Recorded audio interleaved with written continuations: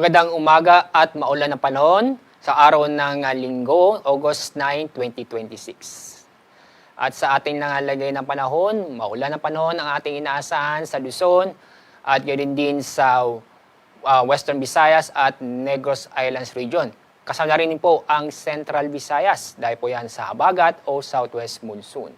Sa lalabing bahagi ng Visayas, itong Eastern Visayas at kasama na rin ang buong Mindanao, maganda at maliwas sa panahon kung saan ay makaranas ng bahagyang maulap hanggang sa maulap na kalangitan na may kasamang isolated na pag-ulan dulot ng thunderstorm.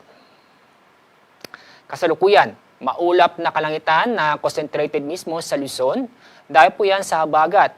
Itong habagat ay naapektuhan itong Luzon at ng Visayas.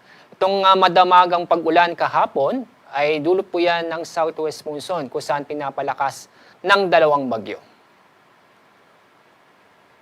Sa labas ng ating Philippine Area of Responsibility, 3 bagyo na po ang aming binabantayan. Una, itong si Typhoon Dolphin. Nasa layong more than 740 kilometers bandang hilaga ng Itbayat, Batanes. Mababa o malabo na itong pumasok sa ating Philippine Area of Responsibility dahil ito'y kikilos pakanluran o papunta sa may southern part ng China. Yung pangalawa, itong tropical depression malapit sa bandang east of region. Nasa layong 1,000 o more than 1,900 kilometers silangan ng extreme northern Luzon.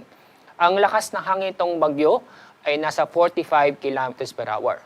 Base sa ating mga data at analysis, mababa ang tsansa na pumasok sa ating area of responsibility dahil ito kikilos pasilangan o palayo sa ating bansa. Ang pangatlo at huling bagyong ating binabantayan, isa ding tropical depression na sa layong more than 3,400 kilometers silangan ng extreme northern Luzon. Ang lakas ng hangin ay umaabot din sa 45 kilometers per hour. Malabo ding pumasok o mababang tsansa na pumasok sa ating area of responsibility dahil ito ay kikilos din palayo sa ating bansa. Ngayong araw, may naasahan tayong malalakas na pag-ulan dahil sa habagat o southwest monsoon. Inyong papansin yung kulay red, ibig sabihin intense hanggang torrential na pag-ulan ang inaasahan sa Ilocos Sur at Benguet. Yung kulay orange, ibig sabihin ito yung heavy to intense na pag-ulan ang inaasahan sa Abra, gayon din sa Zambales, Bataan, at kasama na rin ang Metro Manila, Cavite, Batangas, at Occidental Mindoro. Yung kulay yellow, isabihin, ito yung moderate to heavy rains sa Ilocos Norte, Apayao, Kalinga, Mountain Province, Benguet, Nueva Vizcaya, Pangasinan, Tarlac, Nueva Ecija, kasama na rin ang Bulacan, at yung Laguna, Oriental Mindoro, at Antique. Bukas, dahil pa rin sa habagat, may inaasahan pa rin tayong malalakas na pag-ulan. Heavy to intense na pag-ulan ang inaasahan sa La Union, Benguet, Zambales, Bataan, at Occidental Mindoro. Moderate to heavy rains naman sa Ilocos Norte, Abra, Kalinga, Mountain Province, Ifugao, Nueva Vizcaya, Pangasinan, Tarlac, Nueva Ecija, Pampanga, Bulacan, Rizal, Metro Manila, Cavite, Batangas, Oriental Mindoro, at Antique. Pagdating naman sa araw ng Martes, inaasahan pa rin tayong malalakas na pag-ulan.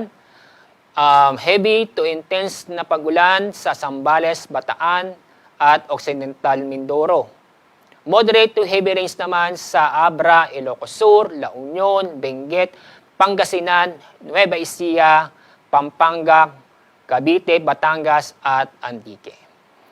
Kaya sa mga kababayan po natin sa mga nabanggit na lugar, ay patuloy pa rin tayo maging alerto at mag-ingat dahil nandyan pa rin po ang banta ng pagbaha at pagguho ng lupa dahil sa mga tuloy-tuloy at paminsan-minsan malalakas na pag-ulan.